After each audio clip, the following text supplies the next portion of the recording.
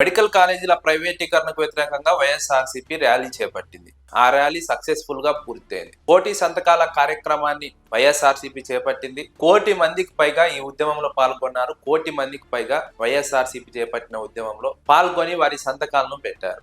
వైఎస్ఆర్సీపీ అధినేత జగన్మోహన్ రెడ్డి ఈ అంశం పైన హర్షం వ్యక్తం చేశారు. ప్రజల్లోకి వైఎస్ఆర్సీపీ వాయిస్ బలంగా వెళ్ళిందని జగన్మోహన్ రెడ్డి నమ్ముతున్నారు. అందుకే 1,00,00,000 మందికి పైగా ప్రజలు సంతకాలు పెట్టారు. వైఎస్ఆర్సీపీ ఈ కార్యక్రమం విజయవంతమైన సందర్భంగా ర్యాలీ నిర్వహించింది. ఆ ర్యాలీ కూడా సక్సెస్ఫుల్ గా పూర్తవడంతో జగన్మోహన్ రెడ్డిలో కాన్ఫిడెన్స్ పెరిగింది. ఇది తెలుగుదేశం పార్టీ ప్రజా వ్యతిరేక పాలనకు ప్రజలు ఇచ్చినటువంటి తీర్పు.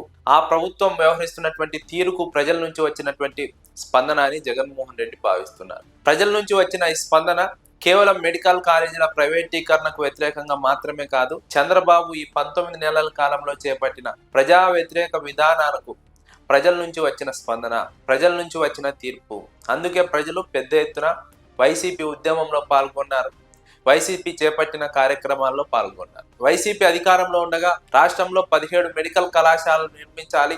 ఆ మెడికల్ కళాశాలను ప్రభుత్వంలోనే నిర్వహించడం ద్వారా పేదలకు ఉచిత వైద్యం అందుతుంది, సూపర్ స్పెషాలిటీ వైద్యం అందుతుంది. అదేవిధంగా పేద వైద్య విద్యార్థులకు ఉచితంగా చదువు లభిస్తుందని జగన్మోహన్ రెడ్డి రాష్ట్రాన్ని మెడికల్ హబ్ గా తీర్చిదిద్దే క్రమంలో ఆ నిర్ణయంతో, ఆ లక్ష్యంతో జగన్మోహన్ రెడ్డి మెడికల్ కాలేజీల నిర్మాణానికి 17 పర్మిషన్ తీసుకొని వచ్చారు కేంద్రం నుంచి. వాటిలో 5 నిర్మించి పూర్తి చేసి క్లాసులు ప్రారంభమయ్యే విధంగా జగన్మోహన్ రెడ్డి తీవ్రమైనటువంటి కృషి చేశారు. అయితే మిగిలిన కాలేజీలను పూర్తి చేసే సమయంలో ఎన్నికలు వచ్చాయి. ఎన్నికల్లో వైఎస్ఆర్సీపీ ఓడిపోయింది. తెలుగుదేశం కూటమి ప్రభుత్వం అధికారంలోకి వచ్చింది. బాధ్యతగా తెలుగుదేశం కూటమి ప్రభుత్వం ఆ మెడికల్ కళాశాల నిర్మాణ బాధ్యతను భుజాన వేసుకొని వాటిని పూర్తి చేసి పేదలకు ఉచిత వైద్యాన్ని అందించాలి, పేద విద్యార్థులకు ఉచితంగా లేదా నామినల్ ఫీజుతో వైద్య విద్యను అభ్యసించే విధంగా అవకాశం కల్పించాలి. కానీ తెలుగుదేశం కూటమి ప్రభుత్వం ఈ అంశాన్ని తమకు అనుకూలంగా మార్చుకోవడానికి మెడికల్ కాలేజీలను పీపీపీ పద్ధతిలో నిర్మిస్తామని చెప్పి వాటిని ప్రైవేటు వారికి అప్పగించే పనిలో భాగంగా ప్రభుత్వం జీవో తీసుకొచ్చింది. వైఎస్ఆర్సీపీ దీన్ని తీవ్రంగా వ్యతిరేకిస్తోంది. దీనివల్ల ప్రభుత్వానికి ఉపయోగం లేదు, ప్రజలకు ఉపయోగం లేదు, ప్రజలకు నష్టం జరుగుతుంది, ప్రభుత్వానికి ఎలాంటి ఉపయోగం లేదు. కేవలం కొద్ది మందికి మాత్రం ఉపయోగం ఉంటుంది. ఎవరైతే ప్రభుత్వం కాంట్రాక్టులు అప్పగిస్తుందో వారికి మాత్రమే ఉపయోగం ఉంటుంది. ప్రభుత్వంలో ఇప్పుడు కీలకంగా ఉన్నటువంటి వ్యక్తులకు ఉపయోగం ఉంటుంది, ప్రజలకు ఏమాత్రం ఉపయోగం ఉండదు. కాబట్టి ఇలాంటి చర్యను మేము తీవ్రంగా తప్పుపడుతున్నాం. దీనికి వ్యతిరేకంగా పోరాటం చేస్తాం. మేము అధికారంలోకి వచ్చిన తర్వాత వీటన్నిటిని వెనక్కి తీసుకుంటాం, ప్రభుత్వం ఆధీనంలో నిర్మిస్తాము, నిర్వహిస్తాము. ఇది వైఎస్ జగన్మోహన్ రెడ్డి చెప్పినటువంటి మాట. అందుకు తగ్గట్టుగానే 1,00,00,000 సంతకాల సేకరణ ఉద్యమాన్ని జగన్మోహన్ రెడ్డి చేపట్టారు. వైఎస్ఆర్సీపీ శ్రేణులు ఊరూరా వాడవాడలు వెళ్ళి 1,00,00,000 సంతకాలను సేకరించారు. ప్రజల్లోకి బలమైనటువంటి గొంతుకను తీసుకువెళ్లారు. మెడికల్ కాలేజీలను ప్రైవేటీకరిస్తే ప్రజలకు ఎలాంటి నష్టం జరుగుతుంది, ప్రజలు ఏ విధంగా ఇబ్బంది పడతారు అన్న అంశాన్ని ప్రజల్లోకి బలంగా తీసుకువెళ్ళగలిగారు. ప్రజల నుంచి కూడా మంచి స్పందన వచ్చింది. ఆ స్పందన చివరి రోజు ర్యాలీ నిర్వహించినప్పుడు ప్రస్ఫుటంగా అర్థమైంది. పాలక వర్గానికి కూడా అర్థమైనటువంటి సందర్భం. వైఎస్ఆర్సీపీ ర్యాలీకి ఈ స్థాయిలో జనం వచ్చారంటే పాలకులు కూడా ఇబ్బంది పడుతున్నటువంటి క్రమం.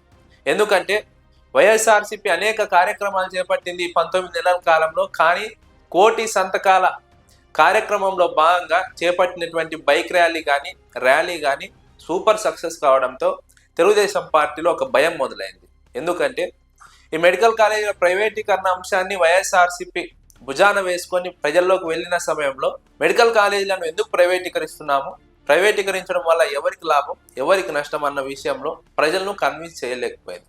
ప్రజలకు ఇప్పటికీ కూడా మెడికల్ కాలేజీలు ప్రైవేటీకరిస్తే లాభం ఏంటో చెప్పలేకపోతుంది. తెలుగుదేశం పార్టీ ప్రభుత్వంలో ఉన్నప్పటికీ, అన్ని రకాల వ్యవస్థల అండదండలు ఉన్నప్పటికీ, ప్రధాన స్రవంతి మీడియా అండదండలు ఉన్నప్పటికీ తెలుగుదేశం పార్టీ తమ వాయిస్ను ప్రజల్లోకి తీసుకువెళ్ళలేకపోయింది. ఎందుకు వెళ్ళలేకపోయిందంటే తెలుగుదేశం పార్టీ వద్ద చెప్పడానికి ఏమీ లేదు. తెలుగుదేశం పార్టీ ప్రజలకు ఏం చెప్పాలని ప్రయత్నించినా అది ప్రజలకు ఈజీగా అర్థమవుతుంది.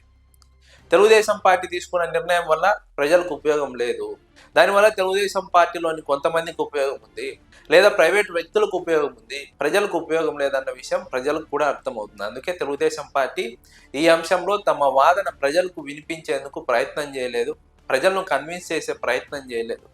ఆ కన్విన్స్ చేయకపోగా ఈ నిర్ణయంలో ముందుకు వెళ్లడంతో ప్రజల్లో తీవ్రమైన వ్యతిరేకత తెలుగుదేశం పార్టీ మూటగట్టుకుంది. అందుకే తెలుగుదేశం పార్టీ ఎప్పుడు పోటీ చేసినా దారుణంగా ఓడిపోతుందని ఇటీవల కాలంలో చాలా సర్వేలు తమ సర్వే సారాంశాన్ని వెల్లడిస్తున్నాయి. కానీ వైఎస్ఆర్సీపీ మాత్రం ప్రజా సంక్షేమమే ధ్యేయంగా, ప్రజల ఆస్తుల పరిరక్షణే ధ్యేయంగా మెడికల్ కాలేజీలను ప్రభుత్వం ఆధ్వర్యంలో నిర్వహించడం ద్వారా ఒకవైపు ప్రజలకు మేలు జరుగుతుంది, మరోవైపు విద్యార్థులకు మేలు జరుగుతుంది.